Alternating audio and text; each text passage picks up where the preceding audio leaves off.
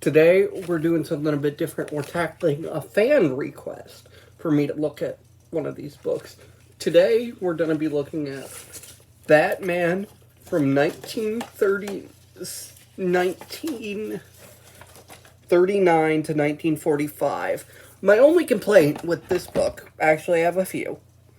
One of my major complaints is it doesn't have the first appearance of Robin, which this book, 80 Years of Detective Comics, which I actually really like the dust jacket. When you remove that, it's a bunch of comic book covers. But this, I would recommend this over this, because this, I feel like, has more bang for your buck, because you get the first appearance of Robin, Batgirl, and a bunch of other characters. With this, you get some good stuff, and then you get some weird choices. This book breaks it up into parts, where, like, part 1 is the origin of the character, and, like, pre-war World War II, part 2 is during World War II, 3 is close to the end, and 4 is when the war's over. But what's weird is even back then they established Batman as a character that was, like, very against guns. But close to the end, I get it was war, but they advertised Batman essentially giving people guns to kill Germans and the Japanese. I get that, but I'm trying to open it to get to one particular section that kind of really ticks me off. Just a split second. I should mark these for the video. Yeah, I should. Like, look, right here. They essentially show you the cover of Robin's first appearance, but then when you actually get to the issue itself, it just skips over that and just keeps showing you covers. And then it goes straight to this. It doesn't even have the introduction of Robin. It just skips over that. That's my biggest complaint with this book. It's like they say it's from 1939 to 1945, and Robin's first appearance was in the 40s in Detective Comics. So I don't understand why they didn't put him in here. Was it a lack of space? Was it a particular reason? And then you get this book, which I feel like is a much better book. Detective Comics, 80 Years of Detective Comics.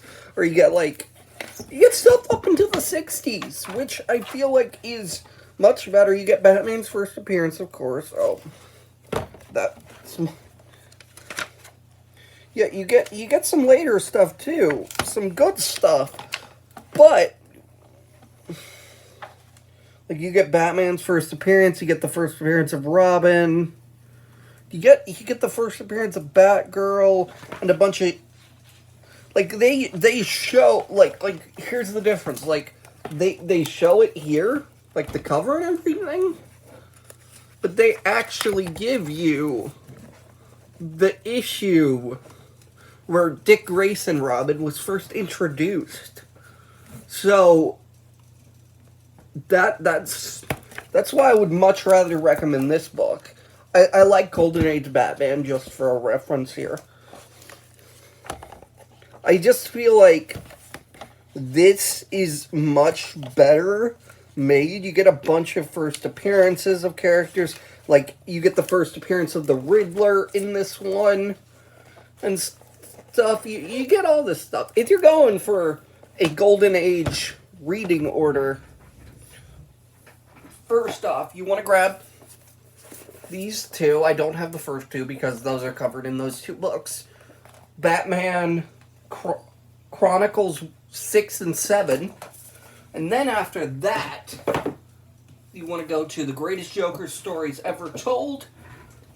The Greatest Joker Stories Ever Told, which, when you remove the dust jacket, looks like this. Very nice green font. Looks like a book. Like, yeah, and you get some stuff from the 80s in here. where it's older Golden Age stuff, and then say you read that. Then you want to get something a bit more odd. I recommend this.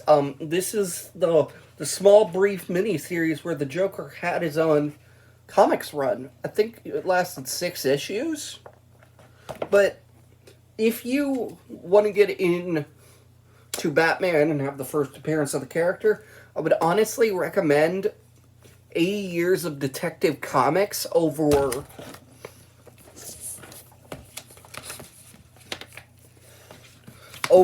this, strictly because they made the big mistake of not including the first appearance of Robin, which was in this time period, and that is my biggest complaint with it.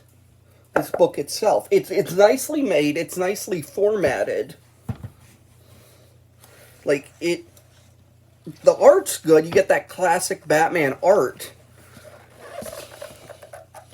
and such, but still, if you were gonna get one of these two, I would honestly recommend 80 Years of Batman, and then maybe move on to the greatest Joker stories ever told.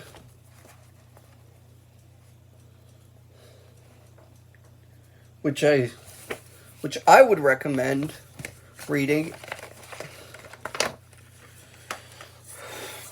So, that's my opinion. I didn't mean to go on for so long, but I would honestly recommend 80 Years of Detective Comics over the World War II one.